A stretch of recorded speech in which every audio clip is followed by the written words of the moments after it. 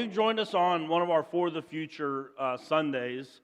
This is a initiative that we kicked off back in the fall, and many of you are already engaged in this, but many of you, maybe this will be the first time that you're hearing this, and you're wondering what is For the Future. Some of you, you've heard it, but you haven't taken that step yet. So we're going to systematically, as we go throughout this initiative, have these special Sundays where we try to pour the vision back into the congregation to make sure that we continue where we're headed, because anybody in leadership, maybe you lead a team or an organization, leadership leaks, right? You start off really hot and heavy with stuff, and then as the months go on, the fire kind of starts to dwindle, and so you need those moments where you get reinvigorated with the vision, and that's what the For the Future Sunday is. But for many of you, this is the first go-around for you. You're going, this is the first I've heard of For the Future. What is it? I want to give you the short story that some, this will be reviewed, but for some, I want you to know what For the Future is. So whenever I was hired by our elders here at Southridge Church in 2020 to become the lead pastor of this church, I told our elders, I said, the financial issues at this church are a problem that I want your all's commitment that we will see these issues fixed before I take this.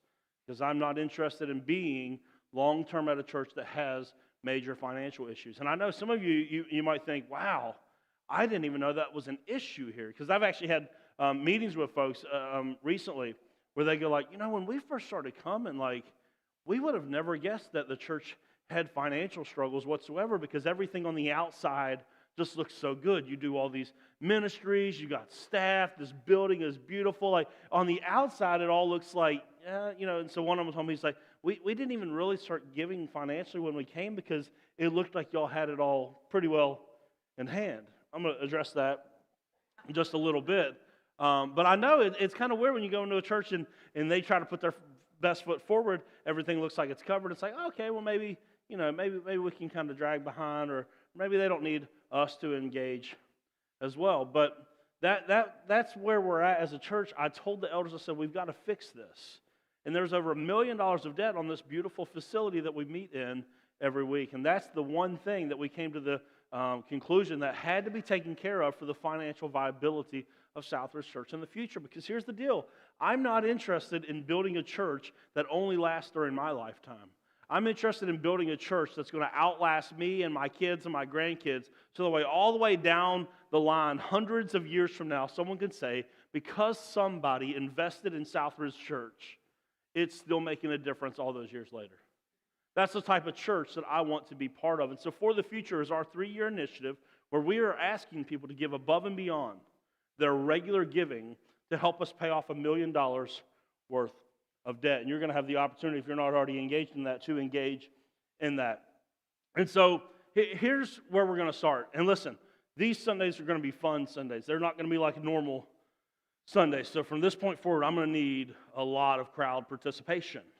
Okay? And unless you all want to be here until like 12:30, 12:45, when I ask, you got to come forward fast. Okay, come forward fast, or else we're going to sit in here till we get them. All right? Right? All right, so I need my first able-bodied volunteer. Quick. Somebody come. There it is. Come on, Josh. Oh, you're perfect for this, man. Thank you so much. All right. Yeah, just stand right there on that side of the stage. That's perfect. Awesome. Josh, here's what we would like you to do. This is going to be a contest. Somebody's going to have the opportunity to beat Josh's time. So if you want to be that person, go ahead and be on the edge of your seat whenever I call for the next volunteer. Josh, what we would like is for you to take this nice little set that we have right here, table, books, rug, 2 chairs, and a lamp, and recreate this scene all the way on the other side of the stage for us. Exact same. Ready? Hold on, I got to get my timer. With this over here. Everything from there to here. Ready? All right. Now listen, also I got to remind you all this. I'm getting my timer up. We're going to play some music, but here's the key. This is where you all come in. You all have to be cheering, hooping, and hollering for Josh, or else it looks like I'm just making him move furniture for no reason. Okay? And then that's very weird, especially for the people at home that catch us. They're like, why are they just... The original plan for this, which I'm glad that we went away from it, was to see if we could get all of you to get these chairs up and out and then tell you to bring them back. So be thankful that it's only Josh that's having to move furniture this morning, because my crazy side of my brain was like, that would be kind of fun. But then I thought when y'all got to the lobby, you'd head on out from there, and I would be putting chairs up on Monday. So, all right, here we go. Are y'all ready to cheer for Josh? Let's see how fast. Ready? On your mark, get set, go! Let's go, Josh! Let's go, Josh! There he goes. There he goes. That's all right. That's all right. There we go. We're at 15 seconds. We're at 15 seconds. Hey, here we go now. Oh, we're picking up speed now. We're picking. I left the piano there on purpose.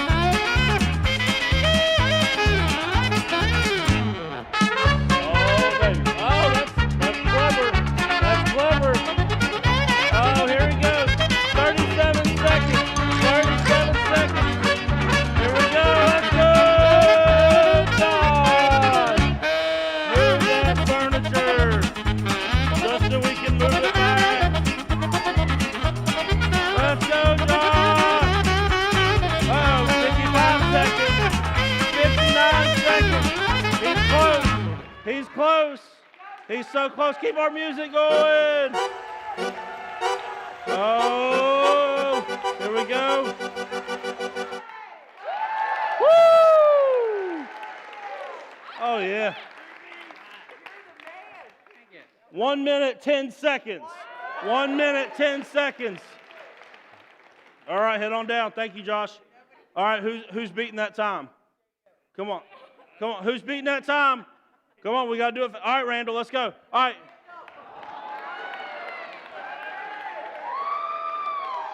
All right, 1 second, 1 second. Randall, you get to have 2 people help you. Who's going to help Randall? Who's going to help Randall? Come on, let's go, let's go. Go, Jacob. Come on, somebody from over here, nice and quick. Come on, come on, come on, come on, come on. There we go. There we go. 1 minute, 10 seconds is the time to beat. Hit our music. 1, 2, 3, go. Go, go, go, go, go. Oh, you better get going. You better get going. 10 seconds. Oh, they got a plan. Woo, they got a plan. Josh, they're smoking you.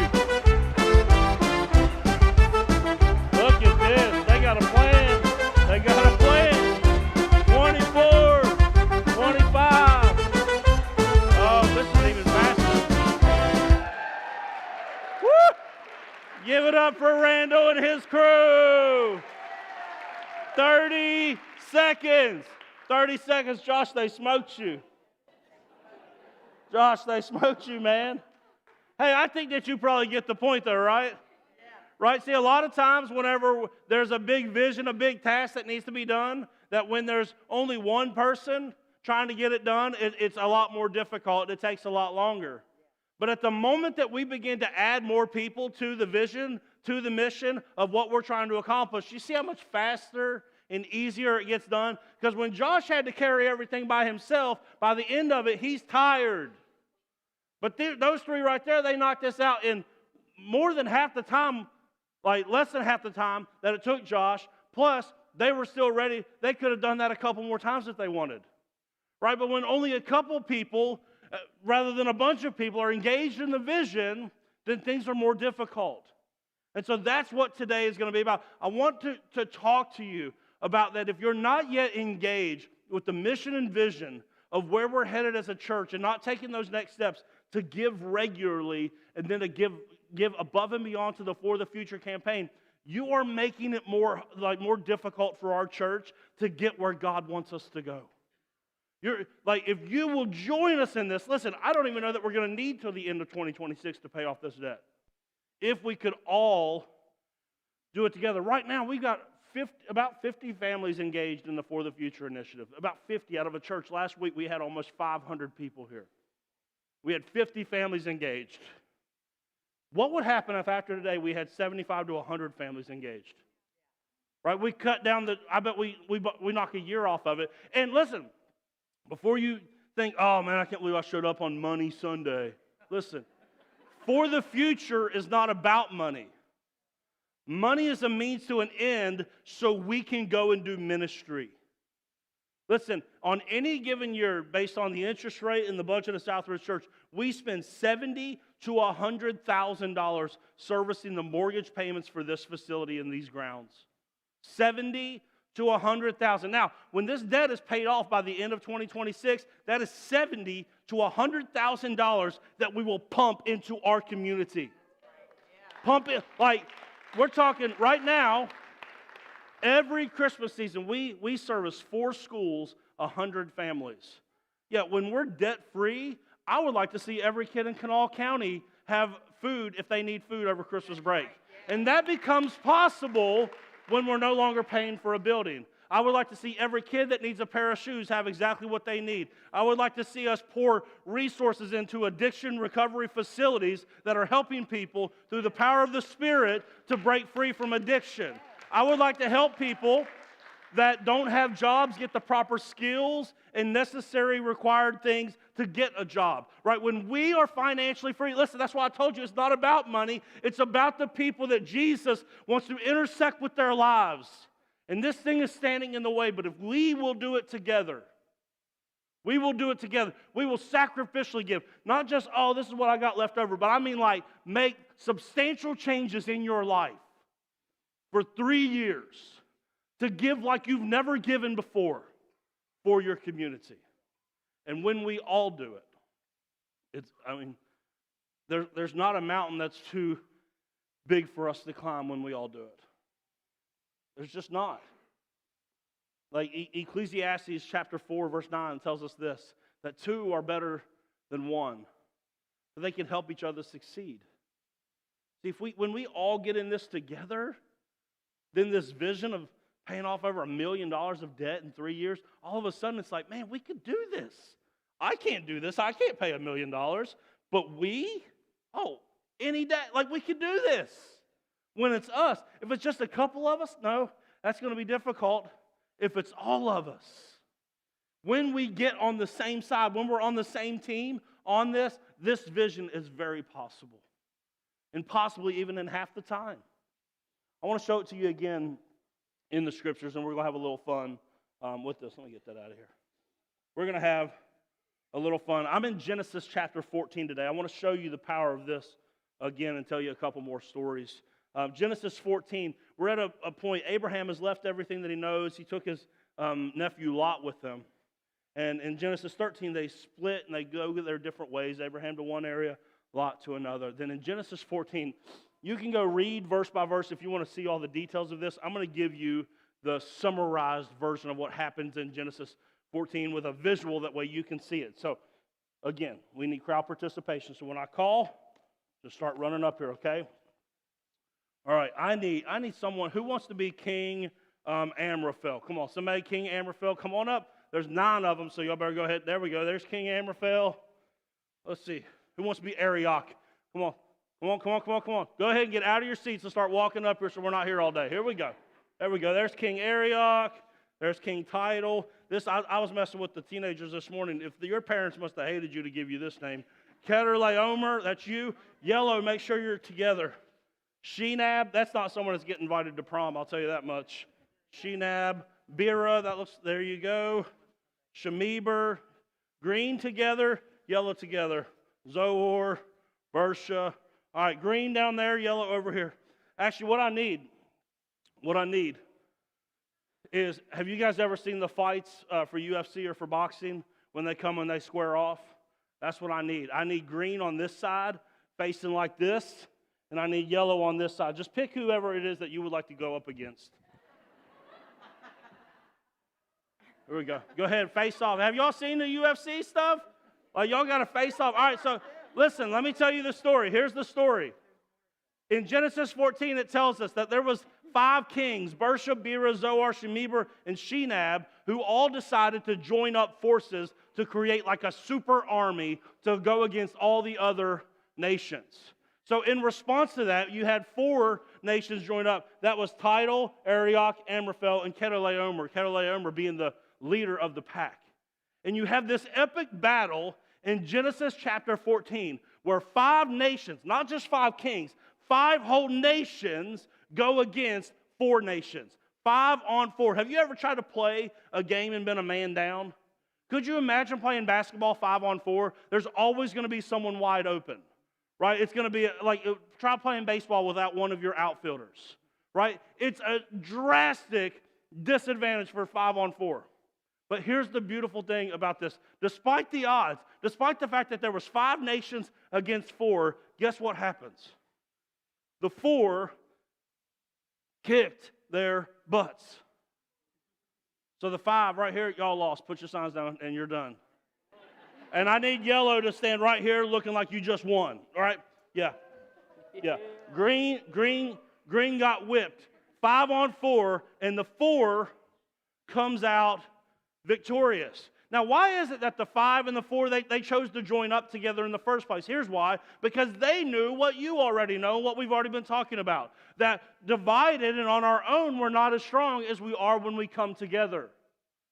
But then, even when you come together and you stand against something really, really big, as long as you're together in it, you can even overcome what looks too big for you.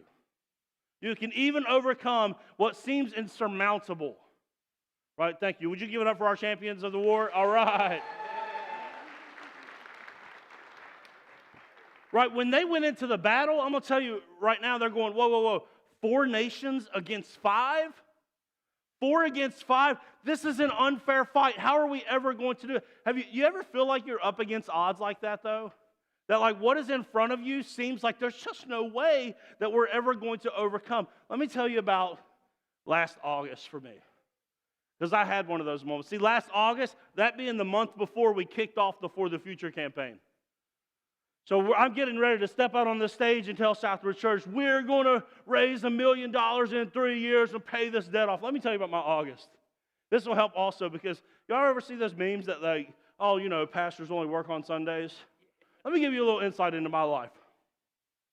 In August last year, we came to the end of an 8-month project where multiple contractors were putting this wing back together because of a leak that happened on Christmas Day 2022.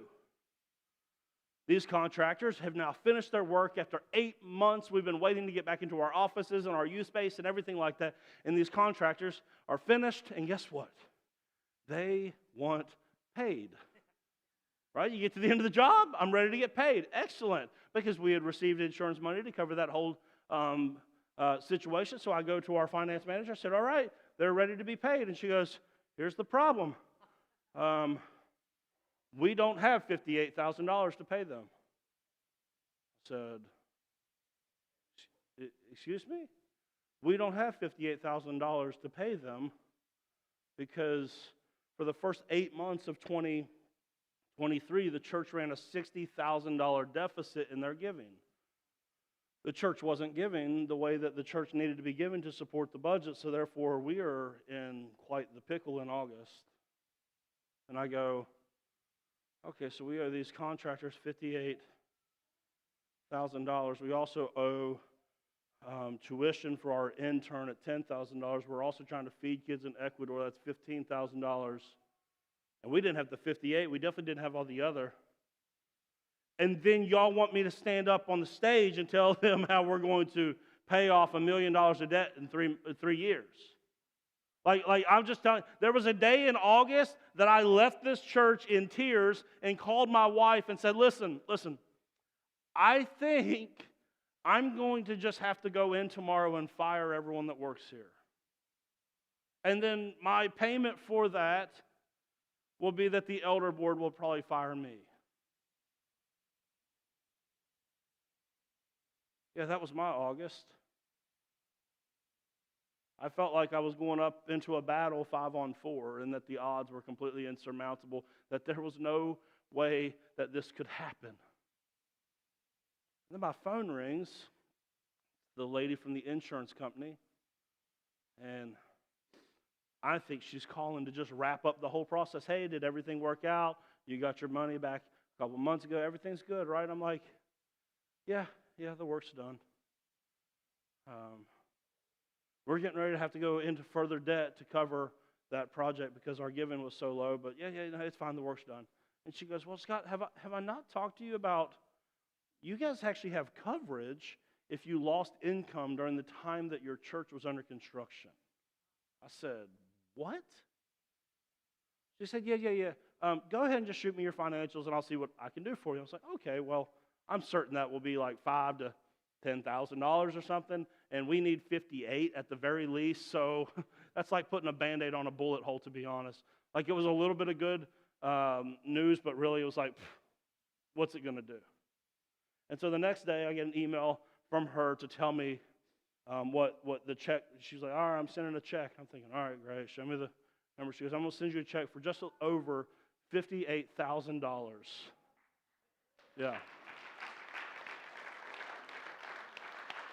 And it's like the Lord goes, okay, look, will you please trust me that when I told you, listen, guys, you may not even know this. I didn't even share this with first service. 3 years ago, I was in Ecuador. We were at a church that their pastor was telling us that they were in debt as a church. And I was like, oh, that's crazy. You're here, I'm up there. You know what that's like. And as we're talking to these folks, the Lord told me at his church, he said, Scott, if you will pay this church's debt off, I'll take care of yours. I said, yeah, but see, we're in debt, so it doesn't really make a whole lot of sense. I feel like we should just put that money towards our debt. And the Lord said, Scott, if you will pay this church's debt off, I'll pay yours off. I go home, I tell the elder board, and in one Sunday service, one Sunday offering, we paid that church's debt off. And so I'm telling you right now, God has already said that he will do exactly what he's called us to do. He's already said that it is done. Now it is just time for you to join up to the fight. Even though the odds look insurmountable, it's time to join up to the fight because we are indeed better together. It's just a fact. We are better together. You know what's crazy too? In that story, the 5-on-4, right at the end, you get this little story. It says, and the four that won, they carried off Abraham's nephew Lot and his people, and they took him.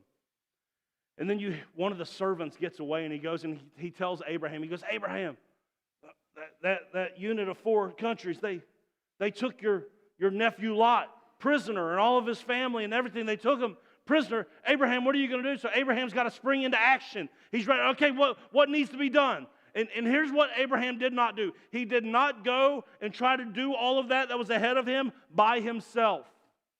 The text actually tells you Abraham goes and he calls over 300 warriors together to go and to fight the battle. Now, the first time it was 4 nations against 5. Now you got Abraham's little coalition and maybe some help from the others that just got decimated up against the champs. And guess who won? Abraham and that little group of folks goes up against the 4 champion nations and takes back everything that was taken from them. Why? Because when people don't try to do it alone and everybody gets on board, what God has called you to is possible. What God has called us to is possible. And for the future is not about money.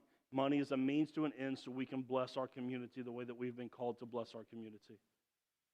We will get there faster and we will go further when we go together. We will. When everyone, like what if Abraham, he hears this, he goes to all of his people, he goes, hey guys, listen, here's the goal. All of us together, we're going to go get Lot and all of his stuff back. And like just a couple of them go, yeah, we're with you, Abe. And so they're off. And then you got like this whole other group over here, and they're like, yeah, man, we're with you, but like in spirit, you know.